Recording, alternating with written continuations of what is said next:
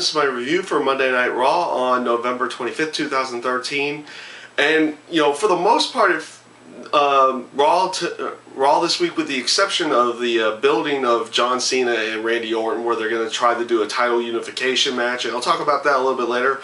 But for the most part, it was basically a redo of the entire Survivor Series, pay-per-view, with the exception that instead of having the 5-on-5 elimination tag, you had a 6-man tag with Rey Mysterio, Cody Rhodes, and Goldust, and the Shield. They basically got rid of the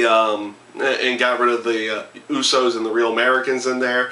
You did get a few little other interesting tidbits where later on in the show, the Shield showed back up and basically took out CM Punk after their match after his match with Daniel Bryan against the Wyatts, and the Wyatts had taken Daniel Bryan away. So you see a little bit of interaction still, even though not directly, with the Wyatt family and the Shield, which you've had a few weeks back, and they're going to probably continue on with that here in the near future, just giving it little subtle types of interactions between the two of them, whether it be directly or indirectly in this case.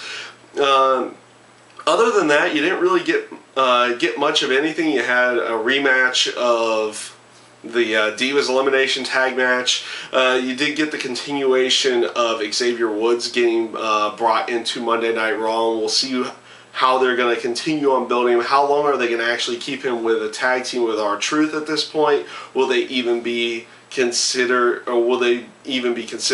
available for a push for tag title runs or anything like that?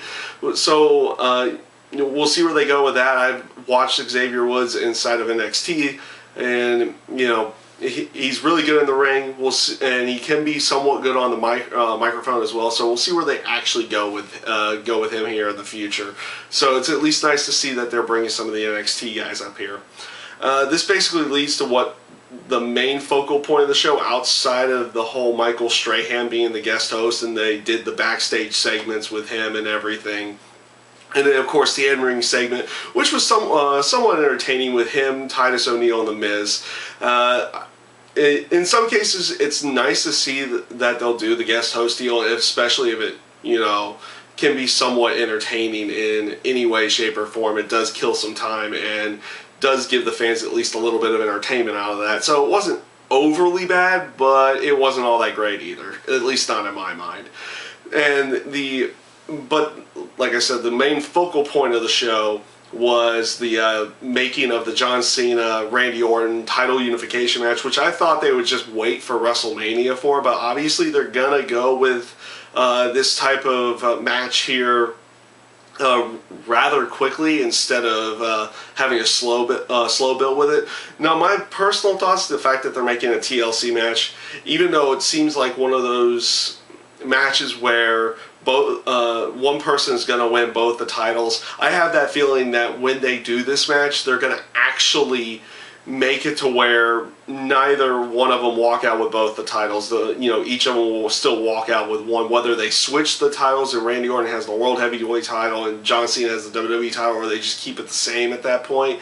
Who knows where they're going to actually go with that, but I don't think they're going to have a full title unification. And if they do decide to go with that, obviously you're not going to see the end of the John Cena Randy Orton feud right then and there at that point in time. So that was the only real build-up going into the TLC pay-per-view that you really saw, was that the title unification, and then the interaction between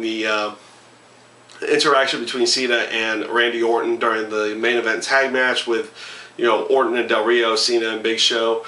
And just overall, the show itself, like match quality wise, was actually, again, pretty good, but you didn't really get much of a build-up. I did like the build-up and ring psychology they used for the Big Show inside of there, especially if that's what they were going for, with trying to play a concussion-type angle. Hopefully it wasn't something where they just kind of went along with it, where he actually got hurt. Kind of hoping they just went where you would actually think it really would be they were just playing an angle, having the doctor in there and everything like that. And if that's truly what